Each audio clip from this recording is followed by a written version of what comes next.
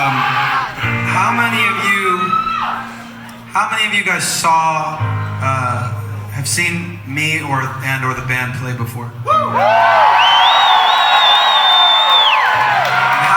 how many of you have not? How many of you is the first time?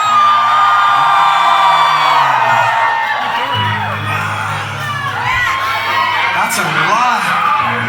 Oh my gosh, I think that's the most in one venue on this whole tour. I haven't seen that many hands. I don't ask all the time, to be honest, but I don't know, something about this crowd, like it just struck me that I feel like it's been so long since we've been here, in a sense, and also I just got that vibe.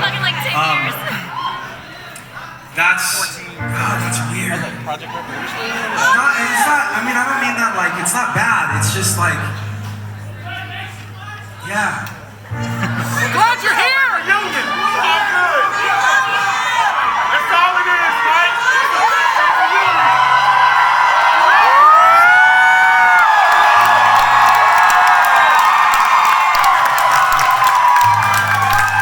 That's crazy.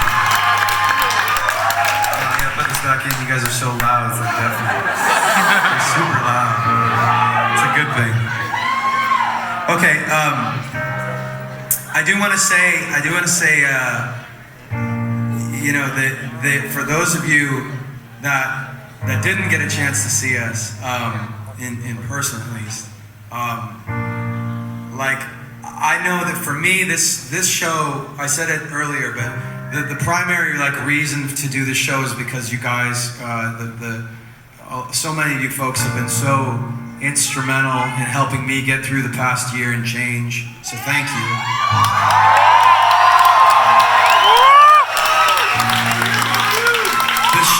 The show is like it's since, you know, the Linkin Park show, like when we've done shows, it's always been very, like we play a very similar set every night, because that's kind of how the guys are built. Like the guys have always wanted to, like, kind of, there's a couple different philosophies about how to put a show together, and one of them is almost like a theater production or something, where you basically come up with something you think is really great, and you do that as close to the same thing every night, so that the people who come get like kind of a high level, or like the same kind of high level experience.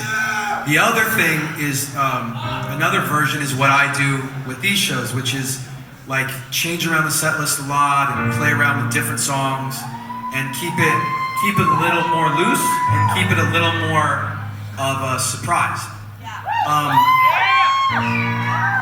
Within the context of that, saying that, you know, there are some things I do every night that I want to do every night, and this is one of them, because I think that each night should be, I want to take a minute every night to just talk to you guys. Because there's something about this year, like when you become, there's a thing about when you become as big a band as Linkin Park has been, you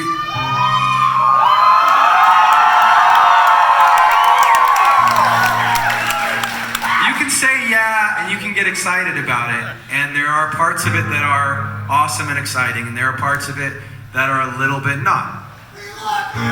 And the parts that are a little bit tougher are when it starts to get big to the point of, like, you kind of don't have control of the thing anymore. It's not necessarily, sometimes it runs away without you.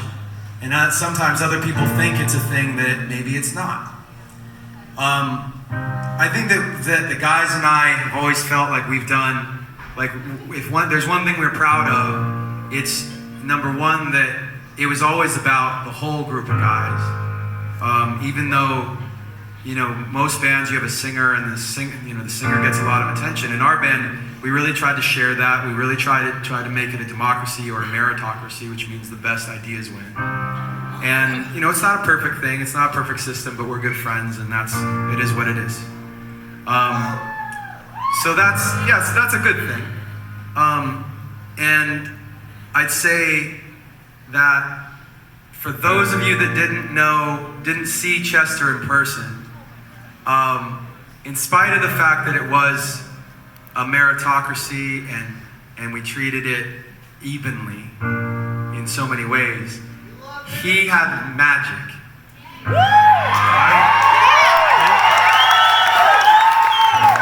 Because mainly because if there was one place, like when it came to making decisions about like writing the songs, he would say all the time, like, that's Mike's place, like that's, he would come in and I'd play him songs that I had written and he'd be so thrilled to sing them, and he'd help out with some lyrics and he'd help out with some melodies, but he really he let me run with the ball, and it was awesome.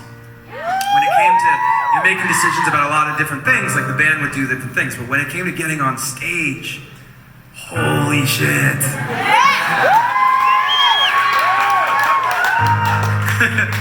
He was just a beast. And I always want to take these moments to like remember that like this stuff doesn't have to be sad. Like he was so great, and we have an opportunity to just appreciate and be grateful for the great music we got to make with him, that we got to enjoy from him, the performances we got to see, and all of that. So thank you guys for being a part of that.